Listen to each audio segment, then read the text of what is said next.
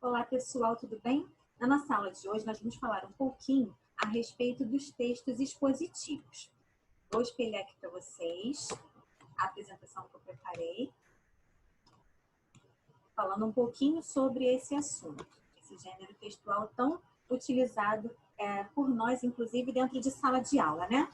Essa matéria é uma matéria comum às séries do 7º ano e do 8º, tá? Então, todos vocês terão de copiar tudo isso no caderno de vocês, ou se preferirem, podem imprimir e colar no caderno. Mas é importante que todos tenham a matéria afixada lá no caderninho para estudar, tá bom? Artigo expositivo. O texto expositivo é um espaço de transmissão de ideia no qual se explana sobre um tema, apresentando funções, características e descrevendo o que é necessário para o leitor entender o assunto tratado. Em um gênero textual conhecido pela precisão, além de ser esclarecedor, né? O artigo ou texto expositivo ele vai expor ideias, vai expor argumentos nos quais a gente vai se apegar.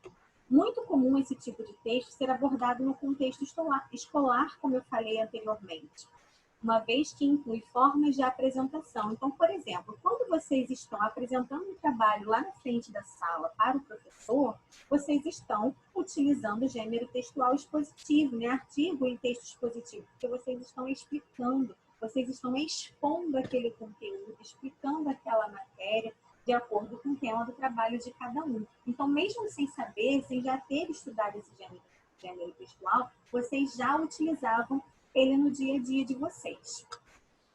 Então, incluindo formas de apresentação tais como seminários, artigos acadêmicos, congressos, conferências, palestras, colóquios, entrevistas, dentre outros. Então, todo tipo de texto que a gente utiliza a exposição é um tipo de gênero textual de texto expositivo. Quais são as características do texto expositivo? Nele, o objetivo central do locutor, que é o emissor, né, quem escreve ou quem fala, é explanar sobre determinado assunto a partir de alguns recursos linguísticos, tais como conceituação, definição, descrição, comparação, informação e a enumeração. Todos esses são recursos linguísticos utilizados dentro de um texto expositivo, que vai auxiliar o emissor na hora da sua explanação, da sua explicação. A conceituação é a exposição dos conceitos relacionados a um determinado tema. A definição é a explicação e definição sobre os temas relacionados com o assunto abordado.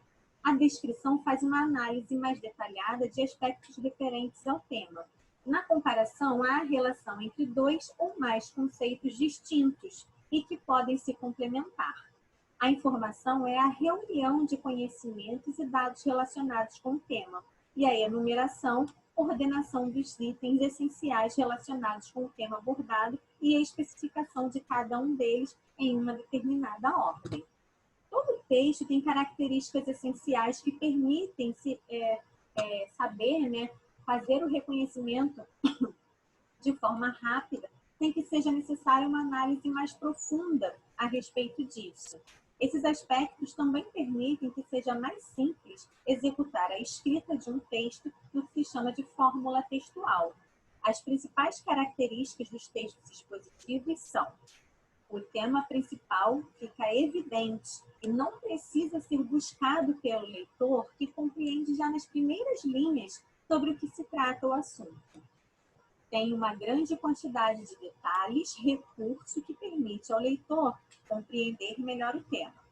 É principalmente descritivo, relatando o assunto para o leitor. Quando a gente diz que é principalmente descritivo, isso significa que não pode haver um parágrafo de narração, né? De texto narrativo. Ele pode sim ter alguma parte narrativa, porém ele é principalmente, né, na maior parte do tempo ali do seu texto, nós vamos ter a presença da descrição. Essas características básicas compõem a essência de um texto descritivo. No entanto, há diferentes tipos de textos expositivos. Classificação. Há uma subdivisão entre os tipos de textos expositivos, com a definição de quais são os principais pontos e as características únicas que compõem determinado modelo. Característica, né, dos textos expositivos e argumentativos.